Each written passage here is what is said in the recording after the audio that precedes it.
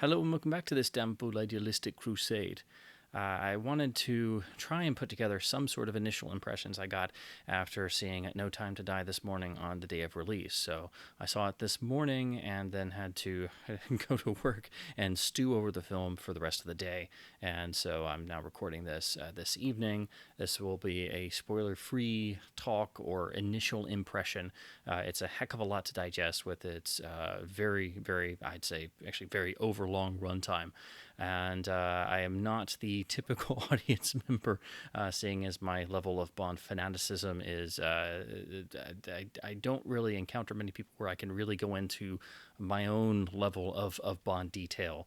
And I have no love for the modern era of films, so I went into this with a heck of a lot of trepidation, as I do with all of the films, but I feel duty bound really to go in to support Eon every time, even though I really feel they've lost their way. And this is a film that I feel is going to be a very hard sell if you have not seen the other films of the Daniel Craig era, seeing as they went with this idea for the interconnecting storylines, but unfortunately they seemingly took this choice after the fact and then wrote each film around having to match what had come before and with less than stellar results. And I feel this film really is trying to tie off a heck of a lot of loose ends, and it's a heck of a lot to take in. And again, this is a very loose form video, so I just wanted to get something out there. And again, this will be spoiler free, so that just take it as a spoiler free initial impression from a Bond fanatic. I think is the easiest way to put it.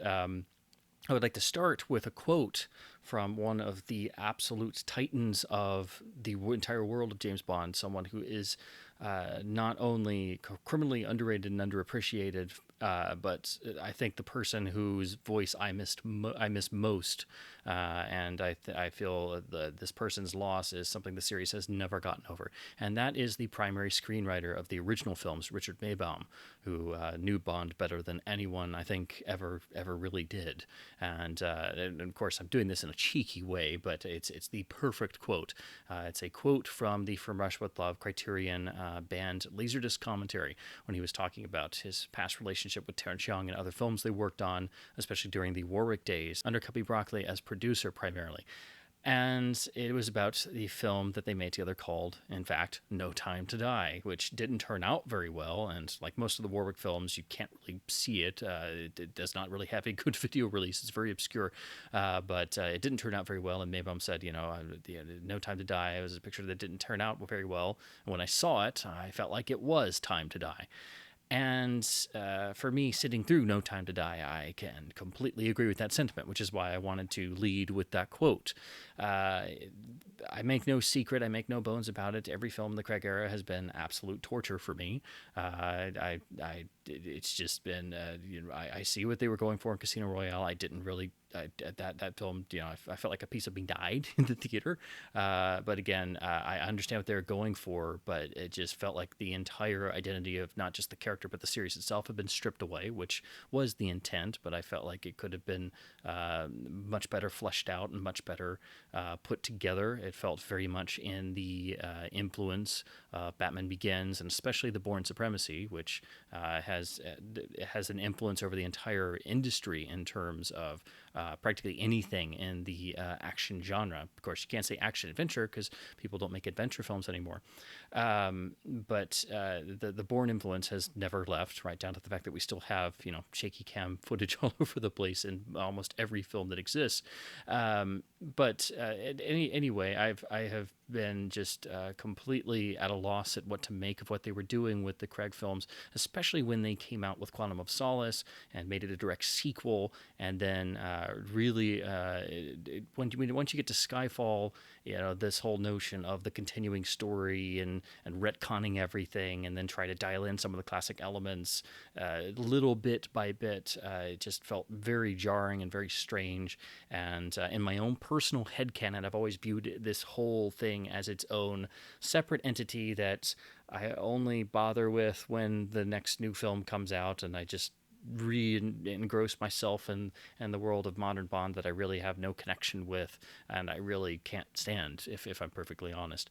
But I go into each film with an open mind as much as the other films just really I cannot stand whatsoever. I don't let that, I don't bring that baggage with me. I try not to. I leave it at the front door. I go in with an open mind, I always with the hope that there's something good in there. And, that's not to say that all of the films of the Craig era are, quote unquote bad films. They're not terribly made. They do have lots of issues. But, from a production standpoint, the quality level is still there. I just have such incredible, comprehensive issues with them that I can't even think about that. I have to distance myself when I look at these objectively, outside of what are they doing with the character, what are they doing with the series, how is this in relation to the Bond identity, and in both the cinematic Bond and the literary Bond, because those are two distinct things. And I swear, if I hear one more gleam of this is much more the literary Bond, I think I'm going to scream my head off, because it really is not. It has been interesting to see how the Craig era has sort of had a definite up and down pattern in terms of overall critical and audience response. Casino Royale did very well with at the box office and with critical and audience response. Quantum of Solace did not. In fact, Quantum of Solace, the more that you look at it, feels like an unpolished DLC expansion, to use a video game term. I think that's the best way to describe it, actually. And there are some things I do actually like in Quantum. I like some of the extreme roughness of it. It's almost like, if you're going to be rough, just really go for it. Although that does frequently lapse into being a Bourne Supremacy or Bourne Ultimatum clone, right down to bringing Dan Bradley on as second unit director. And then you get to Skyfall, which sort of brought back the great reception from critics and audiences and sort of won back a lot of naysayers in that regard. And then Spectre comes along and does the same thing, and we take another nosedive. And Spectre was just, again, I have not enjoyed any of these films. I've really actively disliked and loathed all of them for different reasons. And again, I know I am a particular part of the rabid fan base, and again, there's nothing wrong if you enjoy these films. I'm not trying to dump on anyone. I'm just trying to set up what all the baggage I have, and again that I do every time going into a new one, leave at the door. But with Spectre, I think everyone kind of got on the same track of it seemed very, very disjointed, far too overlong, very confused, and very empty. You could pretty much write down the plot of Spectre on a napkin and still have plenty of room left over. And it again continued with this constantly connecting and retconning to various other ideas and characters and notions and things from the previous films in the Craig era, as if it had been planned, which again, it had not. And this has caused just a continuing snowballing of problems that lead us into No Time to Die, which I came in, hoping that at least it would be better than Spectre and give this era some sort of finality and send-off, which it does in a very unexpected way. But just getting into the film itself now and what I think it does and what I think it is, some people are saying that it's going to be very polarizing for the fan base. There's a lot of already really well done video essays and reviews and pieces from some of the bigger Bond channels. And again, it's hard to do a non-spoiler thing, so I'm not going to really get into any plot details because we're just now getting it here in the U.S. and it's been really difficult to avoid spoilers. And of course, the other territories in the rest of the world have already gotten the film, and so it's been tough to try and look at some reviews, but there have been a lot of reviews that have given good details away. So I will try to avoid all of that. But basically, in terms of the Cliff Notes version of what I think the film is, it very much feels like Spectre 2 at its core. It feels like a continuation of what Spectre was, but with a bit more plot, but sadly not enough. It feels like the primary focus is on it's really on character emotions. It's much more of a emotional internal experience, which is surprising, and it feels like they jacked the emotional level to 200, almost 200%. But outside of that, the plot is very thin. The villain is woefully underused. It feels very much like a fleshed out version of Spectre in that regard, which I was very disappointed in. It just didn't really. I will say though that I do think the action was better staged. I think it was clearer to follow, and it was more impressively done than what was in Spectre, which really just kind of was there. It just kind of happened, and that was about it. And it was helpful that there was more plot to work with, but it did definitely feel disjointed. You could definitely feel, if you're looking at the film and you broke it up into a three-act structure, as most films are, there are very definite join points. And it doesn't help that the opening of the film is a once again, very extended pre-title sequence, so much so that you forget that you haven't even gotten to the titles, and is basically picking up right where Spectre left off with the whole driving off into the sunset thing, which still feels very weird. And we go right into the sort of whirlwind romance we left with Bond and Madeline. So again, no spoilers there, because that's how Spectre ended. And my big problem with that ending of that film is that romance was not really earned, because Madeline was just kind of there, and then we were told that this was supposed to be some great love story, but it wasn't earned. We weren't shown anything. We were simply told, almost in passing. And then we pick up in No Time to Die, and that's apparently the thing, and they've been together for some time. But just knowing how, just seeing the trailers and knowing what the film is kind of sort of going to be about, you can't really have a Bond film with it opening with happy romance and everything's hunky dory. So something's going to go wrong, and they're going to get split up, or something's going to happen. And of course, action ensues. It is pretty well staged, but it goes on far too long, and it does spring from a moment of trying to link to Casino Royale. You do have Bond visiting Vesper's grave. That's one of the first distinct direct Fleming pulls. You will notice in No Time to Die, if depending on your level of diehard Bondness, you're going to notice definitely a number of pulls and references from the original films. Definitely some nods to other films of the Craig era, of course, but a lot of definite nods and pulls all across, which really seem to have ramped up from Skyfall onwards, because I remember I've heard Michael G. Wilson talking about how they tried to purposely make references to almost every film, say, for example, in Spectre. Now, you can sit there and spot the pull or spot the reference.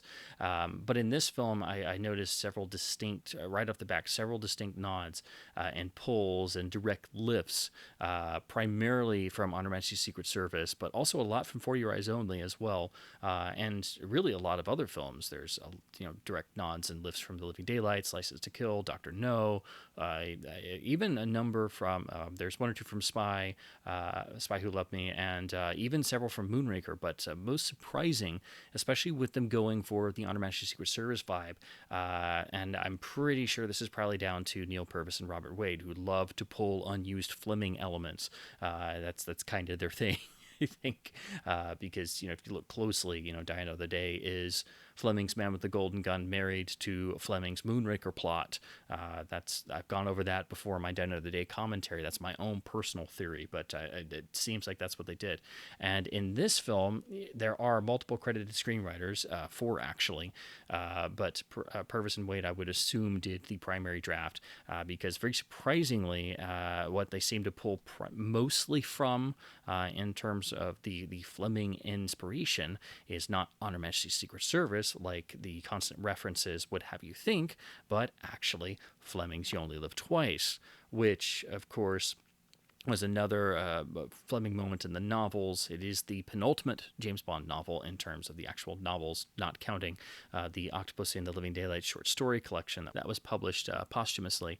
But You Only Live Twice, the novel, deals with Bond's internal emotions, and most of all, it's a very a very poetic tale of death itself, death and redemption, and all that fun stuff. So, of course, it was not filmed as the 1967 film we love and adore, and so the novel has laid unfilmed technically. And the film No Time to Die definitely does great lifts from You Only Live Twice, the novel, which the trailers don't indicate. So you go in and for the diehard Bond fans, it becomes very clear very quickly. So I don't really think it's spoiling anything, and I'm not getting into any plot details. So make of that what you will. But most people are only knowledgeable about the films. Most fans do not go into the literary world or have only read some of the novels or don't have as much of a basis in Fleming and the other novels as well. So primarily you will notice a lot of pulls and lifts from the films, from the original films, but also definite parts of You Only Live Twice, the novel, and some other little bits of Fleming. Anything with Purvis and Wade's name on it, if you look closely and you really pay attention and sift through it, especially if you're a Fleming diehard, you're going to find little nuggets and things, and then it'll make you go, oh, and you get the little light bulb moment. So I noticed that very quickly on. But the pre-title sequence definitely goes on way too long, and then all of a sudden you get the title sequence, which seemingly comes out of nowhere. By that point, you've forgotten you're still in the pre-titles, and we get the Billie Eilish song that was unveiled quite some time ago, which I had heard pieces of, but I waited until I could hear it in the film. And as a song, it's okay. It's better than Writing on the Wall, which is, about all I can say, because that was just unbearable, especially as a Bond title song. It just did not work. It did not fit. But this one, I'm trying to think of the right term. It's just kind of there. It's okay. It fits the Danny Clayman title sequence, which itself I didn't. I mean, it was okay, but even the title sequence has heavy references to Morris Bender's On Her Majesty's Secret Service title sequence. So, again, there are OHMSS references all over the place, which I will get to the even further ones in just a minute when I talk about the score. But anyway, the title song, it's okay, it's there, but it just does not move me. It's fine for what this tone is, and it fits the title sequence, of course, but it just kind of exists. It doesn't grab me. It doesn't feel like a Bond title song, and again, it simply exists. That's not really praise, and it's not really damning with faint praise, I guess. Then we get back into the film, and we do have a lapse of time. We have a 5 years later, which immediately makes me think of Goldeneye. Why not make it 9 years later? No, just kidding. But we get into the main thrust of the plot, which, again, there is more plotting going on than Spectre, which is, very helpful. But, again, this is a longer film, so without that, I don't know how you would get along with even more screen time and have not have more plot to deal with, and be even bigger problem than Spectre was. I do feel they do focus too much once again on the what I term, I guess, the HQ team, the home base team. We have the same returning cast as the MI6 characters of M, Moneypenny, the new Q, the new Tanner, and while they're all well cast, it's just you don't have a Bond film to continually cut back to MI6 as if this was a Mission Impossible film, and that's what I feel they've been trying to do ever since they sort of hit upon this with Skyfall. The Craig film era really does wear its influences on its sleeve, or what I should say, the films and franchises that it's really trying to imitate. Those primarily being the Christopher Nolan films, particularly the Batman films, Skyfall being a very close attempt to sort of mimic the Dark Knight's formula. And I feel this definitely has some of that Mission Impossible flavor as well, which, again, they threw in Skyfall as well with this whole aspect of the team. And Bond continually takes a back seat to these scenes and other characters when it's supposed to be a Bond film. not to say that you can't have supporting characters, but you don't need to constantly cut away from the main thrust of the action in a Bond film. Here, Bond takes a backseat for a lot of dramatic scenes because here we finally have the Madeline character fleshed out more, which is great. But again, they're much more about emotional scenes than actual plot. We do get a flashback right after the opening gun barrel of Madeline's past that was hinted at in Spectre, which felt very jarring for the actual post gun barrel opening. So that's also part of the pre-title sequence, technically. The plot itself, the actual, if you want to use the MacGuffin term, the plot device, the villain scheme, just like the previous films, is actually quite good, and unfortunately seems to just be totally wasted. It is totally wasted. Again, not wanting to spoil anything, I won't go into what the actual machinations of the Rami Malek character is. Malik himself as the lead villain is excellent. He, chews the scenery up, but unfortunately, he's barely in the film. And when you start applying logical questions to what his aims are outside of, okay, he's just a crazy villain, it doesn't really add up or make a lot of sense, as the past films have had that same problem. I do think all of the, Casino Royale is primarily working off of Fleming's original novel plot, but I think Quantum of Solace had a fantastic villain scheme, which was criminally wasted. I think the plot hook in Skyfall, while it was simple, at least it worked. I do think the villain was also underdeveloped there. And then Spectre, it was extraordinarily underdeveloped. But again, the central plot idea was great and fine and underutilized. Here, I think that has happened again because I do really feel No Time to Die is very much basically Spectre with a lot of the dead parts or rough edges kind of sanded off, with some more plot thrown in, with a greater focus on emotional resonance and inter-character moments. We also have the introduction of the two new female leads, Lashana Lynch playing the new 007, because, of course, in that 5-year gap, Bond has apparently retired. And there's some nice interplay between Bond and the sort of new 007 as they go, at loggerheads on a mission for opposing sides. And that's where we're introduced to the Ana de Armas character, who is set up to be another operative, but it's essentially the polar opposite of the Lashana Lynch character. And while we're with the new 007 through pretty much the rest of the film, and Lynch does what she can with it, but like most of the other supporting parts, there's not a whole lot of dramatic meat there. And the best stuff is when she and Bond have the sort of back and forth snappy one-liners, sort of put-downs, as you would expect. Much like in the classic films, when we have the great repartee between Bond and his compatriots / competition in The Spy Who Loved Me and Moonraker.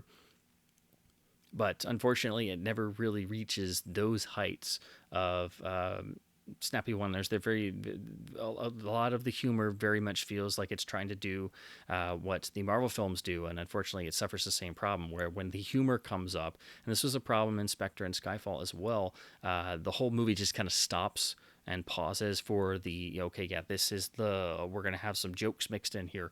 It feels very forced, and that's while it's nice to see them actually try some more this time, it also doesn't fit with the tone of this story very much, because it is much more emotionally driven and much more character driven, and it is building to trying to close out the Craig era and try to again tie every knot from the past films, leave no stone unturned. And it technically manages to do so, but it feels very unsatisfying.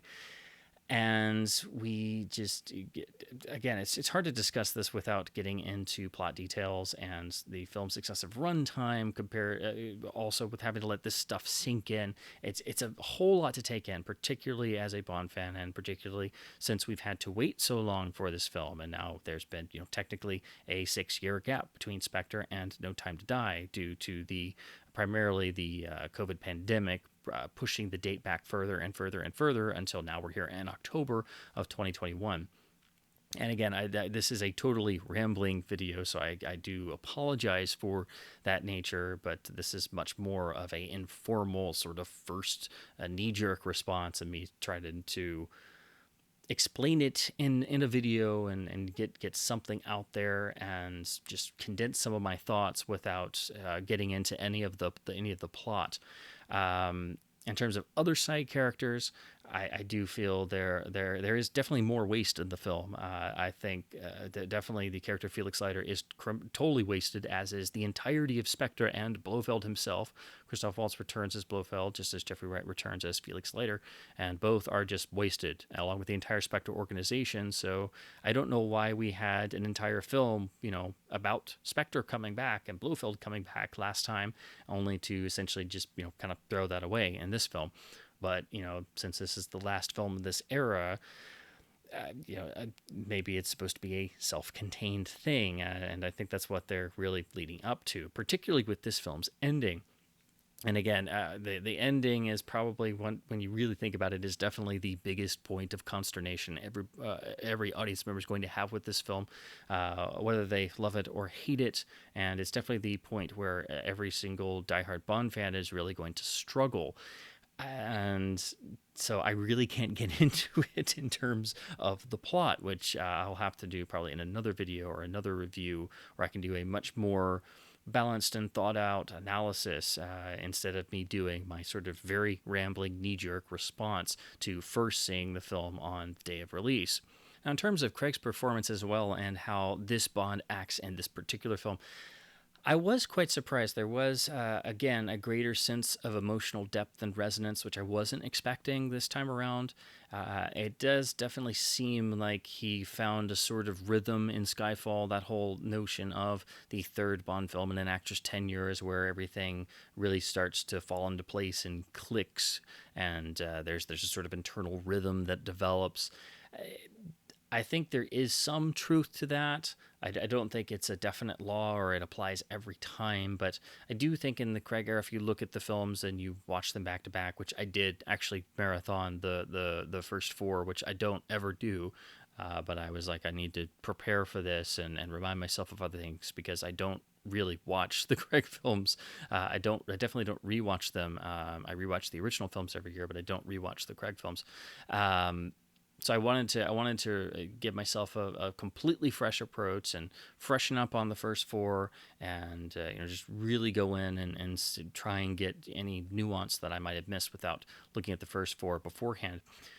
Again, I do think Craig finds an internal rhythm in Skyfall that is definitely gives him a handle on things. It's a bit more poised and confident, although we never have really gotten any film in the Craig Bond era where we have a Bond on any sort of mission, because none of these films are Bond on a mission films as the traditional formula is. But there's never been a Craig Bond era film where Bond himself has been in his prime, as it were. It's been new agent, then essentially driven by vengeance and a sense of revenge in Quantum of Solace, and then all of a sudden in Skyfall we have over the hill Bond, or Bond gone rough, or Bond struggling to make it to the end of the film. There's never been a Craig performance where it's this Bond or this iteration of Bond actually at the peak of his powers as a 00 agent. So it was interesting to see that confidence from Skyfall, and that did carry over into Spectre, but seemed very, like the rest of the film, seemed very empty, because outside the confidence, there wasn't really anything else there to work off of, really, I don't think. To finally have some emotional resonance there, and there are a number of, pretty much character drama scenes sprinkled throughout that definitely feel alien to a James Bond film. So I think that definitely adds to that sense. And plus, we have the whole furthering and sprinkling in of the Madeline affair through the rest of the film outside of the opening pre-title sequence. So that does add to that sort of additional layer of visible emotion that I think has been actually rather missing from the Craig arts. Especially, when he starts in Casino Royale, it's very much some people call it he's playing him as a bruiser, whereas it's really that and like a bull in a china shop, actually, I think. So there's a great animalistic tendency and a great rawness, but not a lot of emotional depth. And it was nice to see some of that in flashes. And while again, I can go on and on and on and on and on about how these films are not for me and I can't stand them, but I do think Craig is a great actor, and I have nothing against him whatsoever. In other films, I enjoy him. I do think he's a great actor, and he seems like a wonderful individual. But I can't stand what they're doing here, and that actually brings me to the music, which I wanted to discuss because, film music and film scoring has really become a lost art. It's very rare that films have great scores or anything that simply isn't musical wallpaper.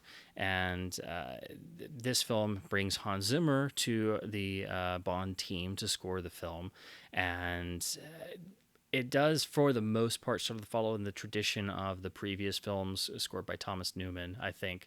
The score seems to fit every scene, but it doesn't really have a major presence outside of the occasional bits of Bond fanfare, but even those never really grabbed me. And I've never been the biggest fan of the David Arnold Bond scores. I do enjoy them, don't get me wrong, but I didn't really enjoy his work on the first two Craig films. And so for me, the last score in the series that actually had any degree of success was actually Die Another Day, even though I feel that went a bit too far into the techno territory. So it was, the Hans Zimmer score for this time around, it was nice for the most part that he didn't lapse into, and this is not just me saying it is a common criticism that Zimmer will, in the past 10 to 20 years, he will constantly quote himself or lift from himself, which a lot of composers do, but Zimmer will compose scores where, all of a sudden you swear you're hearing something from another movie, and you are technically, because it's not just, oh, this has been reworked, or this is a particular quirk of a composer, or it's a motif that he or she likes to use. This is like wholesale. It's like reworked elements from other scores, and I didn't get that for a good majority of the film. But there was a particular moment in the overlong climax where it literally sounded like an actual cue from either The Dark Knight or The Dark Knight Rises. I think it's The Dark Knight, which of course he scored. So that was very jarring. But the thing that threw me most was the literal quoting of classic John Barry material, and especially the fact that it towards the beginning, it definitely actually quotes We Have All the Time in the World, and bits of On Her Majesty's Secret Service, the actual theme, are woven in. And, while that's been done before, and David Arnold definitely had a lot of John Barry nods and a lot of miniature quotes and fleeting quotes, they were very, if you weren't looking for them, they wouldn't jump out at you unless you were a Bond fanatic. And they were very much tips of the hat, and Arnold would build upon that. Whereas here, they are quotes wholesale. And that was very jarring, but I was like, okay, I guess I can go along with that, along with the constant lifts and nods and pulls from the original films. But to get back to that ending, and again, trying to not go into any of the plot whatsoever, the film ending definitely was the point at which I was left apoplectic, not just because of the ending, but the literal quoting of one of the classic Bond musical elements. And I'll just leave it at that. I don't want to spoil it for anyone who wants to go in completely without any knowledge of what they do. But it would definitely was beyond jarring, and it felt totally out of place and completely unearned, and it was taking something from a specific point in time with absolute meaning, and it just was completely out of place and uncalled for. And it just that whole ending felt like what it's hard to even figure out what the film's goal is. That's something I've been trying to figure out the entire day. It's just the thing I keep coming back to is, who was this film made for? What is the goal of this film? And I haven't really felt any of the Craig era films have been actual Bond films. They seem to exist in their own universe of trying to deconstruct and make the classical Bond formula to the point of they almost want to be anti-Bond films. They want to be the most non-formula against everything that the core Bond identity of the cinematic screen Bond is. And it's not Fleming's Bond either. It's something that I think they have almost doubled down on as they go along, especially with this condition they imposed on themselves of making it one long interconnecting story, as if they are directly pulling from the Marvel playbook, which it seems like that's what they were actually doing. Were being directly inspired and taking a literal page out of the Marvel Cinematic Universe, How to Make a Marvel Movie 101 handbook in 12 Easy Steps. So again, I think some of the other Bond channels and reviewers talking about how this will be very polarizing, most of all to the Bond fan community, I think that's very apt, because it's a very hard ending to take. It's a very hard film to take in general as a Bond fan. And again, I don't know what the goal of this film was. I really don't know. Technically, yeah, it does close off the Craig era, and it does sort of fit with this world that they created and set up, primarily in the last two films. But it doesn't feel earned, and it's not satisfying whatsoever. It feels very jarring, and the overlong runtime is another major problem. It and Spectre and even Skyfall, they all run far too long. And it's the type of length that it's very I'm trying to think of the right terms, because this is something that I return to with each of these every time I think about them. The target Bond film length was always trying to get it at just under 2 hours. Right around 2 hours is fine, but back in ye old days, in the classic days, the best Bond films almost always had the right at 2 hours or under 2 hour runtime. Dr. No and Goldfinger being an hour and 51 minutes, For Russia with Love being an hour and 55 minutes. That's the beautiful sweet spot. Live and Let Die being 2 hours 1 minute. So to have the excessive length, you've got to have story to necessitate it, which Peter Hunt did when he directed On Her Majesty's Secret Service in 1969, and had to really fight for the longer runtime. And actually, if you read reports and all the reference tomes, a lot of that had to be, sort of snuck past the producers at first, and then when it came out the film was going to have a long runtime, well, let's just say stuff hit the fan. But the film itself was so good and everything was necessary that it did keep the long run time. Of course, in the second runs and other territories, it started losing time. So by the time you saw it a year later, or the first video releases, it was drastically cut and missing chunks up to 20 minutes or more. So now in this era, that's not really a problem anymore. You can have longer runtimes, but just because you can doesn't mean that you should. And all of this film and the previous two films, you don't feel the runtime in terms of you're constantly looking at your watch, but you do become tired. And I think what they do is they sort of beat you into submission. And so you eventually just go along with it. And you don't think about, oh, this is 2 hours, 20 minutes. Now this one's 2 hours, 30 minutes. Now this one's 2 hours, 45 minutes. And to have a nearly 3 hour runtime for a James Bond film is absolutely preposterous. It defies all logic. And so the only thing I could come up with is, okay, in this one, with this sort of runtime, it's going to have to do so much extra plot material to tie off everything from the previous 4 films in order to justify a 168-minute runtime. And it does not. And there are many moments as Inspector where it's like, why are we doing this in a James Bond film? However, the difference is, again, with the greater emotional resonance, you can make the case for everything being important to each and every character. Whereas in Inspector, you eventually start playing what can I cut as you're watching the movie, because there's so much superfluous stuff that means nothing. Entire sequences you could cut from that film, and you literally play that game and you start editing the movie in your head as you watch it. This, you don't have as much of that. It is still far too long, but it is much more difficult to figure out, what could you lose, what could you jettison without, missing out on things. It's a hard film to pin down, and it's going to be very difficult, if not impossible, for audience members coming in with no knowledge of the Craig era. If you've not seen any of the Craig era films and you try to go see No Time to Die, you're going to be miserable. So you've got to at least see Spectre. You're better off if you see all previous 4 of the Craig era films, because they do play the one continuous story game.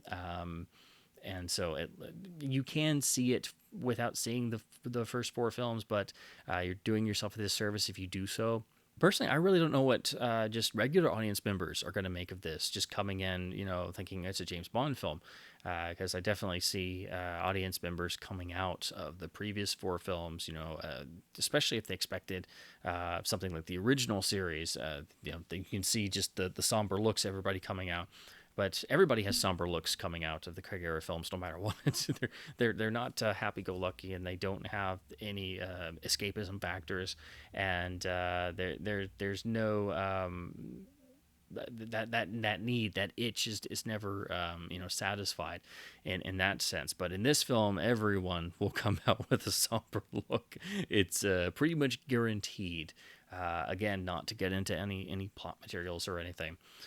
So I know that was very long, very rambling, and again, this is just me trying to make any sense out of what I saw. And again, I know I'm not the typical audience member, and I know my level of Bond fandom is such that I got bored and recorded audio commentaries for the entire original series. I rewatch the original films every single year in chronological order, and I reread the novels every single year in chronological order. I'm actually about to start Devil May Care again. Because, yes, I'm that weird guy. I reread not just the Fleming novels, but all the continuation novels almost every single year.